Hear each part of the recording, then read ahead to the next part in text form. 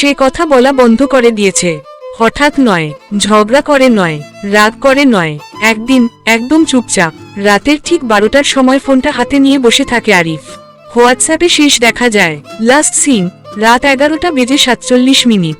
আরিফ জানে ওই সময়ই সে অনলাইনে ছিল, কিন্তু আর মেসেজ করে না।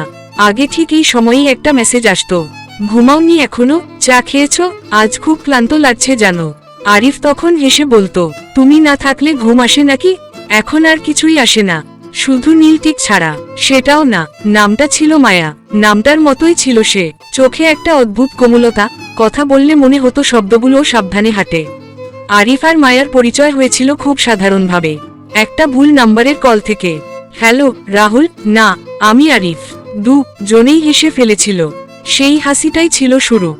প্রথম কথা হতো দিনে 5 মিনিট, তারপর আধা ঘন্টা, তারপর রাত পেরিয়ে ভোর। আরিফ বুঝতে পারেনি কখন সে অপেক্ষা করতে শুরু করেছে, কখন মোবাইলটা হাতে না থাকলে অস্থির লাগতে শুরু করেছে।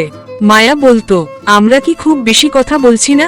আরিফ বলতো, কথা কি কখনো বেশি হয়? মায়া তখন চুপ করে যেত, আর সেই চুপের মধ্যেই আরো গভীর কিছু জন্ম নিত।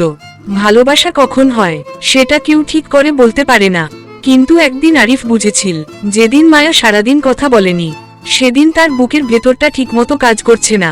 শ্বাস নিচ্ছে কিন্তু বেঁচে নেই। মায়ার একটা স্বপ্ন ছিল, সে শহর ছেড়ে দূরে কোথাও চলে যেতে চাইতো, নিজের মতো করে বাঁচতে। আরিফের স্বপ্ন ছিল খুব ছোট, মায়ার পাশে থাকা। সে বলেছিল, আমি তোমার সঙ্গে যে কোনো জায়গায় যেতে পারি। মায়া হাসেনি, শুধু বলেছিল, সবাই পারে না আরিফ। ধীরে ধীরে মায়া বদলাতে শুরু করলো। আগে যেখানে ভালো আছি বলতো, সেখানে শুধু লিখতো আছি। আগে যেখানে ফোন ধরতো এক রিংয়ে, সেখানে ঘন্টার পর ঘন্টা বেজে যেত। আরিফ বুঝতে পারছিল কিছু একটা হচ্ছে, কিন্তু প্রশ্ন করার সাহস পাচ্ছিল না, কারণ প্রশ্ন মানেই হয়তো উত্তর, আর উত্তর মানেই ভাঙন। একদিন আরিফ জিজ্ঞেস করেই ফেলল, আমি কি তোমাকে বিরক্ত করছি? মায়া অনেকক্ষণ কিছু লেখেনি, তারপর লিখেছিল, না তুমি আমাকে বিরক্ত করছো না, আমি নিজেকেই সহ্য করতে পারছি না। সেই দিন প্রথম আরিফ ভয় পেয়েছিল। তারপর একদিন হঠাৎ করেই মায়া কথা বলা বন্ধ করে দিলে, না কোনো ঝগড়া, না কোনো বিদায়, শুধু নীরবতা। প্রথম দিন আরিফ ভাবল, হয়তো ব্যস্ত। দ্বিতীয় দিন, হয়তো মন খারাপ। তৃতীয় দিন, হয়তো আমার ওপর রাগ। সপ্তম দিন, হয়তো আর ফিরবে না।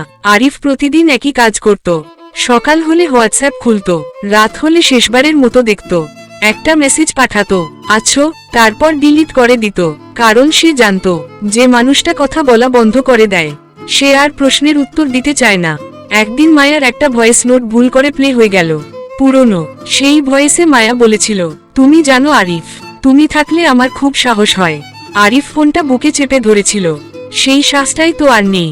মাস কেটে গেল। একদিন হঠাৎ মায়া অনলাইনে এল। আরিফের হাত কাঁপছিল, সে টাইপ করলো, মায়া ... উঠল, তারপর থেমে গেল, কিছুই এল না। মায়া আবার অফলাইন। সেই রাতে আরিফ প্রথম কাঁদল, নিঃশব্দে, কারণ কিছু কষ্ট শব্দ সহ্য করতে পারে না। বছরখানেক পর আরিফ একদিন শহরের এক বইয়ের দোকানে মায়াকে দেখল, হাত ধরে আছে অন্য কারো। চোখে সেই পুরনো কোমলতা নেই, কিন্তু মুখে শান্তি আছে। আরিফ সামনে গেল না, শুধু দূর থেকে দেখল। মায়া একবার ঘুরে তাকালো, চোখাচোখি হলো। 1 সেকেন্ড। মায়া কিছু বলল না, আরিফও না। সেই 1 সেকেন্ডেই সব কথা শেষ হয়ে গেল, যা বলা হয়নি, যা বলা যেত, যা বলা উচিত ছিল, সব।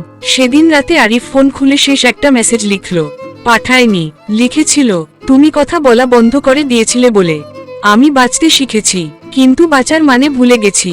মেসেজটা ডিলিট করে দিল। কিছু ভালোবাসা থাকে যার শেষ হয় কথাহীনতায়, কিছু মানুষ থাকে যারা বিদায় না জানিয়েই চলে যায়, আর কিছু কষ্ট থাকে যা